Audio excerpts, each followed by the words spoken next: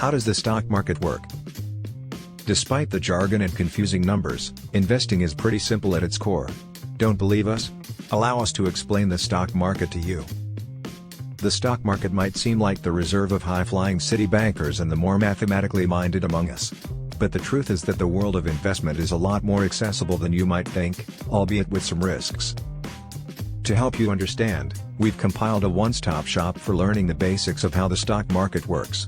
From what the market actually is to how to buy stocks and shares, we've got you covered. What are stocks and shares? Theoretically, there are slight differences between stocks and shares. But really, they are two words for the same thing, owning a slice of a company. Typically, a single stock or share will only be worth a very small percentage of a business, much smaller than 1%. But even owning one means you'll own part of that company. It's also possible to invest in funds and indexes, which we explain in more detail later. You can buy shares in most of the world's biggest businesses. This includes Apple, Amazon and some British companies like Vodafone and Tesco. In fact, the stock market is pretty much exclusively populated by big businesses, as this is one of the requirements that a company must meet before entering the market, known as going public or floating. Other criteria a company needs to go public include having a predictable and consistent revenue stream, the potential to grow further in the future, a long-term business plan. But why would a company go public in the first place? While it does invite extra pressures like answering to shareholders and being subject to a constant expectation of short-term growth, there is one major benefit: money. Going public gives a company a huge injection of cash which can then fund future growth. Although, obviously, this is only the case if investors actually buy the stocks. What is the stock market? What are stocks and shares? Theoretically, there are slight differences between stocks and shares. But really, they are two words for the same thing, owning a slice of a company. Typically, a single stock or share will only be worth a very small percentage of a business, much smaller than 1%. But even owning one means you'll own part of that company. It's also possible to invest in funds and indexes, which we explain in more detail later. You can buy shares in most of the world's biggest businesses. This includes Apple, Amazon and some British companies like Vodafone and Tesco.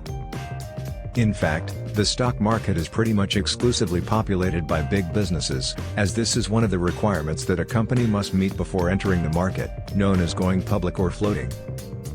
Other criteria a company needs to go public include having a predictable and consistent revenue stream, the potential to grow further in the future, a long-term business plan. But why would a company go public in the first place? While it does invite extra pressures like answering to shareholders and being subject to a constant expectation of short-term growth, there is one major benefit: money. Going public gives a company a huge injection of cash which can then fund future growth. Although, obviously, this is only the case if investors actually buy the stocks. What is the stock market? If calculus or algebra were required to be a great investor, I'd have to go back to delivering newspapers. Warren Buffett. What are stock market indices? Stock market indices, also known as indexes, measure the performance of a particular group of companies. The companies within a single stock market index will always have something in common. This could be that they're all in the same country or continent, in the same industry, or all considered to be reputable and reliable investments, also known as blue-chip companies. You may have heard of the Ftse 100, for example.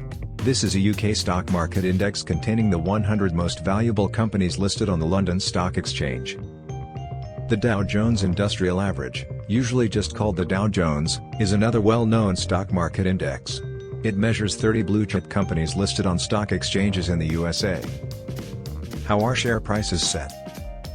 When a company goes public, the first batch of shares released to the market is known as an initial public offering, IPO.